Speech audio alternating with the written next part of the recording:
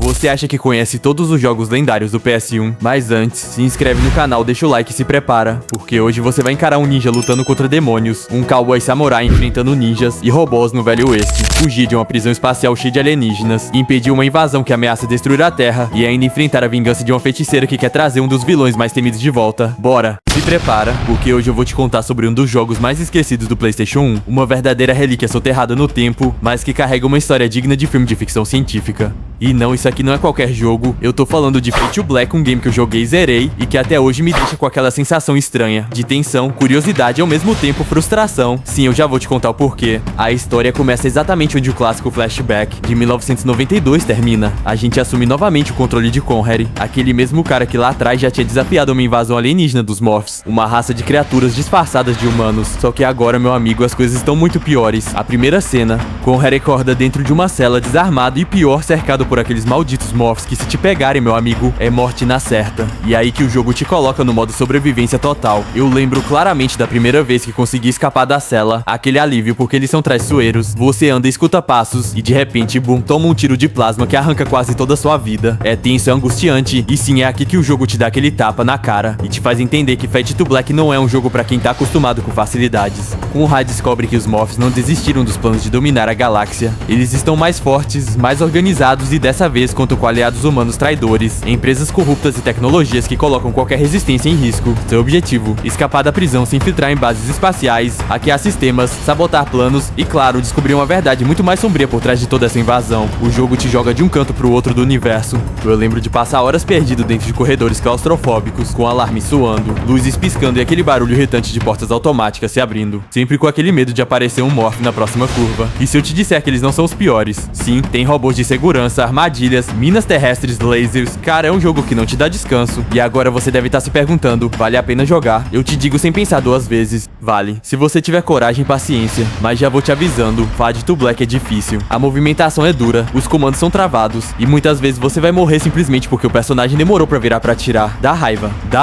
dá. Mas cara, a ambientação, a história, a sensação de estar vivendo um filme de ficção dos anos 90 é simplesmente única. E olha, poucos jogos te fazem sentir tão vulnerável, tão pequeno em um universo tão grande e hostil. E sim, eu sei que muita gente nunca ouviu falar desse game, e sinceramente, é até triste porque ele foi muito à frente do seu tempo. Enquanto os outros jogos ainda estavam presos no 2D, Fade to Black já usava ser totalmente em 3D, com câmera em terceira pessoa, tiroteios táticos e uma narrativa que te faz realmente sentir parte daquele universo. Mas talvez, justamente por ser tão ousado, ele ficou esquecido. Se você curte ficção científica, histórias de conspiração, alienígenas, fuga, tensão, cara, joga. Mas já se prepara porque esse aqui não é joguinho fácil, não. É jogo raiz, que te faz pensar, calcular cada movimento e, principalmente, respeitar o perigo de cada corredor que você atravessa. E olha, se você acha que hoje os jogos são difíceis, experimenta jogar. Depois você volta aqui e me conta como foi sua experiência. Vamos pro próximo. Se prepara, porque o jogo que eu vou te contar hoje não é só desconhecido, ele é simplesmente um dos games mais malucos, insanos e bizarros que eu já joguei na minha vida no PlayStation 1. Um jogo que mistura cowboy, samurai, Japão feudal, Velho Oeste, tiroteio, espada, robôs gigantes e uma trilha sonora que simplesmente grita "Yeah, baby". É sério, quem jogou e sabe exatamente do que eu tô falando. O nome dessa obra-prima esquecida é Rising Sun, The Samurai Gunna. Você controla Johnny, um pistoleiro do Velho Oeste que durante uma missão acaba sendo quase morto por um inimigo misterioso. E é aí que o absurdo começa. Johnny sobrevive e do nada é levado até o Japão, onde passa anos treinando com um mestre samurai. Sim, você não ouviu errado. O cara sai de cowboy pra virar samurai. E quando volta pro Velho Oeste, volta totalmente insano, portando uma katana em uma mão e um revólver na outra. É surreal, é incrível. Tudo ao mesmo tempo. E não pra por aí, porque a missão do Johnny é simplesmente acabar com uma organização chamada Evil Group, que basicamente tá tentando dominar o mundo com ninjas, samurais do mal, cowboys corrompidos e até mechas, sim, robôs gigantes no meio do Velho Oeste. A primeira vez que você joga, você tá lá, andando no meio de uma cidade faroeste, quando do nada surge um ninja voando no meio da praça. Você puxa o revólver e sua katana, é aqui que o jogo mostra pra que veio. E cara, quem jogou sabe quando você ativa o modo especial chamado Hustle Mode, o tempo desacelera, Johnny começa a girar a katana numa velocidade absurda. E velho, sério, é uma das coisas mais épicas e maravilhosas que você vai ver na história dos games. É aquele tipo de cena que você pausa, olha pro nada e pensa que diabos eu tô jogando. Agora, se você tá aí se perguntando, mas vale a pena jogar, eu te respondo sem gaguejar, vale. E vale muito. Mas não vem achando que vai encontrar gráficos lindos ou um combate ultra refinado. Cara, isso aqui é um jogo feito pra você rir, se divertir e principalmente viver uma experiência que você não encontra em nenhum outro game. Ele é travado, é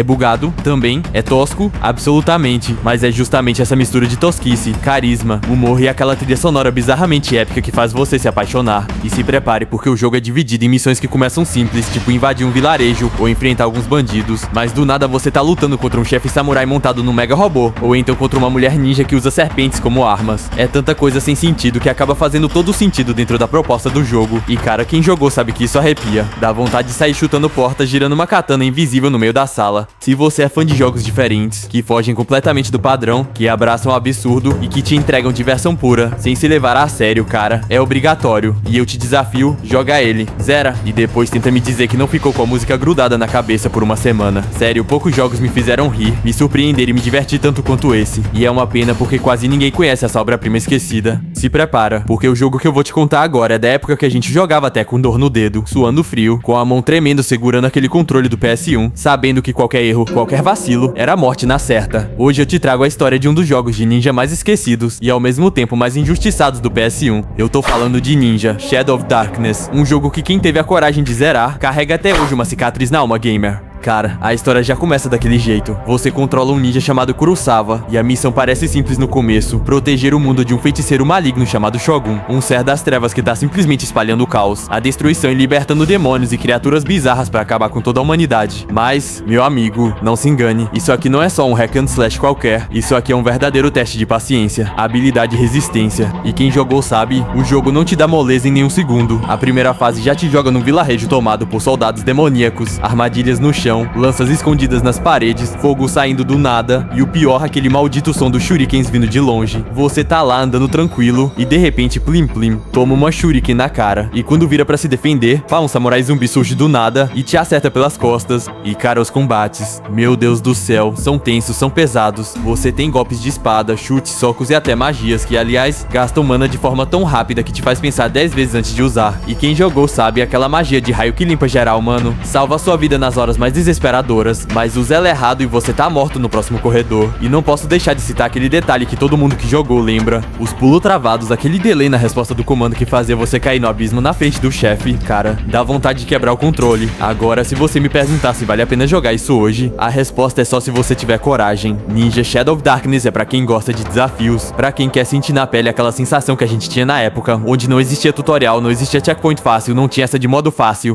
E se prepare, porque o jogo é traiçoeiro. Às vezes você acha que tá tudo sob controle e de repente surge uma bola de espinhos rolando do teto, ou aquele maldito dragão de lava que brota do chão, te dá uma lambida de fogo e te manda direto pro game over. Mas cara, quem jogou isso sabe que apesar de todos os defeitos, das mecânicas duras, dos gráficos datados e dos bugs bizarros, a sensação de vitória quando você derrota um chefe é simplesmente indescritível. É aquele tipo de conquista que faz você largar o controle, olhar pro teto e pensar: eu sou brabo. E olha, não é qualquer jogo que te dá esse tipo de recompensa hoje em dia. E tem mais, o jogo te leva por cenários absurdamente variados pra época, de vilas japonesas destruídas, cavernas infestadas de criaturas das sombras, fortalezas demoníacas, até templos ancestrais cheios de armadilhas mortais. E cada fase é uma surpresa, ou melhor, um susto atrás do outro. Porque, meu amigo, se você pisar no lugar errado, pode ter certeza, ou vem lança do chão, ou o teto desaba, ou surge um samurai fantasma te esfaqueando do nada. E olha, mesmo com todos esses defeitos, a ambientação é sensacional. Você sente aquele clima de Japão feudal misturado com terror sobrenatural, trilhas sonoras tensas, aquele silêncio desconfortável em certos momentos, só esperando o próximo susto. E quando você ouve aquele grito bizarro de algum inimigo no fundo, irmão, é só rezar, preparar a espada e torcer pra sair vivo. Ninja Shadow of Darkness não é só um jogo, é uma experiência. É aquele tipo de game que separa os jogadores casuais dos guerreiros de verdade. E se você tiver coragem de encarar, se prepara, porque depois que você zera, você nunca mais esquece. E quem jogou sabe exatamente do que eu tô falando. Se prepara, porque hoje eu vou te contar a história de um jogo que à primeira vista parecia inofensivo, parecia coisa de criança, mas que na real esconde um dos games mais desafiadores, insanos e até estressantes que eu já joguei no PS1. Eu tô falando de Disney's Aladdin e Nazira's Revenging, um jogo que quem zerou, meu amigo, tem moral, tem história pra contar e principalmente principalmente tem trauma de certas fases até hoje. A história começa exatamente depois dos acontecimentos do segundo filme do Aladdin. O vilão Jafar já foi derrotado, ou pelo menos era o que todo mundo achava, porque do fundo das sombras surge Nazira, a irmã de Jafar. Sim, isso mesmo, a mulher carrega no sobrenome a palavra vingança. E olha, ela não tá pra brincadeira, ela tá determinada a trazer Jafar de volta, usando magia negra, e pra isso precisa capturar 3 coisas: o próprio Aladdin, o gênio e o Abu. E adivinha quem é o alvo número 1? É você, meu amigo, controlando o próprio Aladdin, que vai ter que cruzar desertos, calabouços, palácios amaldiçoados e até cidades infestadas de guardas pra impedir esse plano maluco. E cara, quem jogou sabe que logo na primeira fase o jogo já te dá aquele choque de realidade. Você começa nas ruas de Agrabah, achando que é só correr, pular e pegar moeda, mas aí percebe que o jogo tá te esperando com armadilhas, e ele pensa em esperando pro Erinha. Guardas que te perseguem sem dó. E pior, aquelas plataformas traidoras que fazem você cair no buraco, perder vida e voltar lá no começo. E se você acha que é só isso, espera até encontrar aquele maldito touro gigante que surge do nada, sai quebrando tudo e te persegue por um beco apertado. Cara, quem jogou lembra disso até hoje. É tensão pura, você corre, desvia, pula, quase erra, e quando acha que escapou, toma uma cabeçada e vai pro game over. E não para por aí, porque além de jogar com Aladdin, você também controla o Abu e o gênio em fases específicas. E olha, se você acha que jogar com o gênio é moleza, tá muito enganado. As fases dele são simplesmente uma mistura de loucura, puzzles psicodélicos e desafios de tempo que, se você errar uma vez, já era. E não me faça nem começar a falar das fases do Abu, meu amigo. Controlar aquele macaquinho é praticamente um mini Dark Souls disfarçado. É pular em corda, desviar de rato, fugir de cobra, cair em armadilha, tudo isso enquanto tenta pegar a chave pra abrir a porta certa. Porque se errar, volta pro começo. É de tirar qualquer um do sério. E agora você deve estar se perguntando, mas vale a pena jogar isso hoje? Cara, eu te digo com todas as letras, vale e muito. Porque apesar dos gráficos bem simples pra época, das animações meio durunas e daquela câmera meio torta que te faz errar uns pulos de vez em quando, o jogo entrega algo que muito game atual não entrega: diversão pura, aquele sentimento de aventura, misturado com desafio na medida certa, e claro, aquele humor clássico da Disney. E os chefes, meu Deus, cada chefe é mais insano que o outro. Tem estátua viva, tem monstro de fogo, tem guarda gigante, e claro, o embate final com a própria Nazira, que te faz gastar tudo que você aprendeu no jogo inteiro. É desviar de magia, pular em plataforma que some, acertar na hora certa, e tudo isso com aquele frio na barriga, aquele suador na mão, porque se errar, é voltar tudo de novo. Quem jogou sabe, aquela fase do vulcão, cara, aquilo ali é teste de resistência mental, e não dá pra falar desse jogo sem falar da trilha sonora, meu amigo. É simplesmente perfeita. É aquele clima de filme da Disney, te colocando no meio da aventura, te dando aquele gás pra continuar, mesmo depois de morrer 30 vezes na mesma parte. E sabe o que é mais doido? Mesmo passando raiva, você simplesmente não consegue largar. Você quer mais, quer vencer, quer ver onde essa história vai dar, quer salvar o gênio, o Abu, e claro, derrotar de vez a Nazira e impedir que aquele lunático do Jafar volte das trevas. Aladdin é aquele tipo de jogo que te surpreende. Você começa achando que é um joguinho bobo e percebe que é uma aventura com tantas armadilhas traiçoeira. E quem jogou sabe que é uma das aventuras mais injustamente esquecidas do PS1. Se prepara, porque o que eu vou te contar agora é sobre um daqueles jogos que passam despercebidos, mas que quem jogou sabe que é uma verdadeira experiência de sobrevivência sci-fi no PS1. Eu tô falando de Invasion from Beyond, um game que mistura ação, terror e muita tensão no cenário claustrofóbico de base espacial invadida por alienígenas. Você assume o controle de um soldado, enviado para investigar o que aconteceu numa estação espacial que perdeu contato misteriosamente. Logo no começo, a atmosfera já te pega, corredores apertados, luzes piscando, sons estranhos e uma sensação constante de que você não está sozinho. A tensão só aumenta porque os inimigos são rápidos, brutais e espreitam cada canto. Quem jogou sabe que o controle tem aquela rigidez típica do PS1, que junto com a câmera fixa cria um suspense único. Cada passo é calculado, cada sala explorada é um risco real, não tem espaço para errar. A munição é limitada e o barulho dos seus tiros pode atrair ainda mais criaturas, deixando você em um verdadeiro jogo de gato e rato. As fases exploram bem essa sensação de isolamento, te jogando em ambientes variados da estação, desde laboratórios até áreas com máquinas estranhas. O design dos monstros, embora simples, é bastante eficiente para causar pavor. Eles aparecem de repente, surgem do nada, te cercam e forçam um combate frenético onde estratégia é essencial.